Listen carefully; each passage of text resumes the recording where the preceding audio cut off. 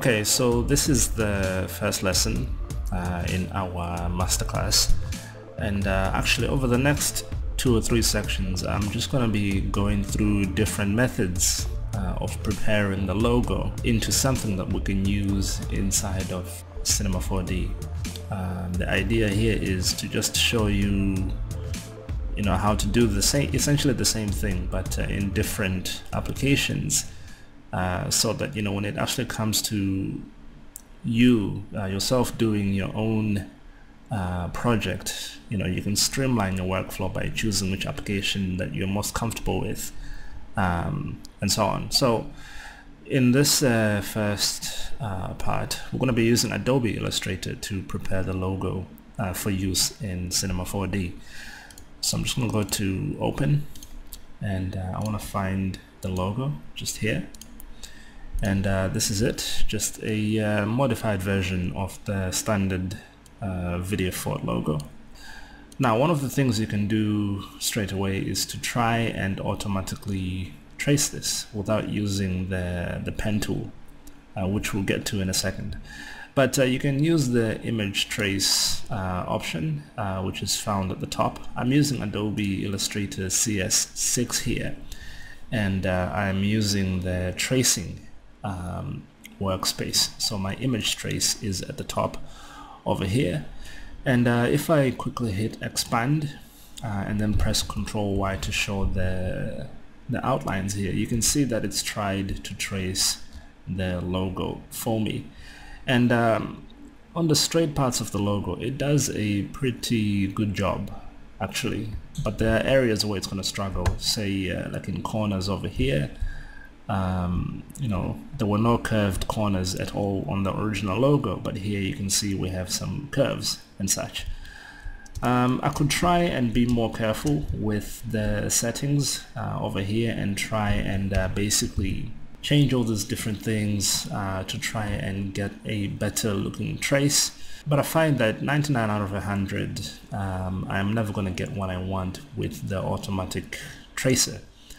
It's something that I only ever use for previews, and then I will use the pen tool to actually do the trace properly. Alright, I'm just gonna get the pen tool over here, and let me just start over here. So we can set the first point, and then at the top here we have some options. We want to set the stroke to 1 point, and let's set the color to something we can see quite clearly, so maybe like a red, and we don't want any fill color at all, so let's just set that to none, which is indicated by this red slash. Okay, now I can start drawing around this, and I'm holding shift here to make sure that that first line is completely straight. Then I want to go down to somewhere over here, and let's move back up to the top, and you can see I have this green guides actually helping me out here, telling me that this is where this point is going to be aligned with this other point over here and this other point over here. So this is going to be all in a perfect straight line, which is how it should be. I'm just gonna fast forward through some of these sections. Okay, that's the V section finished. I can go over to the top here, set the first point, go into the center here, and you can see this guide is telling me that this is the center, which is lining up with this point over here. So pay attention to where the guides are. They're really going to help you to get some good symmetry in your trace. I'm going to hold shift here to keep these handles straight, then just click down here, gives me a nice curve. Go over to the end and pretty much do the same for the top.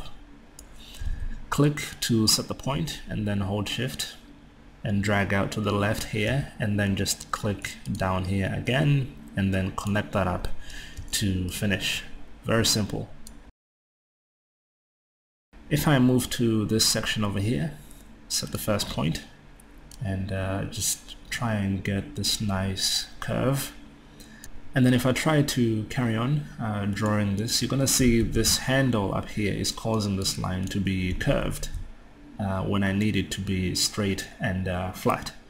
So to break that handle, I just need to click that point again, and then now I can continue drawing this as I need to, and then just finish off over here. Again, I just need to break this, so just click the point and then connect this up to the top there. I can move on to the last section, and I'm just going to fast forward through this. Okay, and that is it. If I just press Ctrl and Y over here, you can see the outline by itself. This little section over here, we don't need that section anymore. Okay, to export this, we just need to go to File, Save As, and let's call this VF Logo Trace, and hit Save.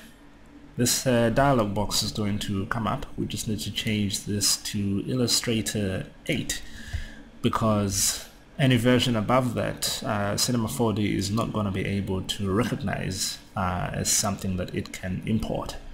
So save it as Illustrator 8 and hit OK. Go into Cinema 4D. When you have your project set up and you have a new file, just go to File, Merge Objects, and you want to find your traced logo. For me, it's over here. I can click Open, and I don't need to change anything here, just click OK, and then you can see in our scene we have our traced logo.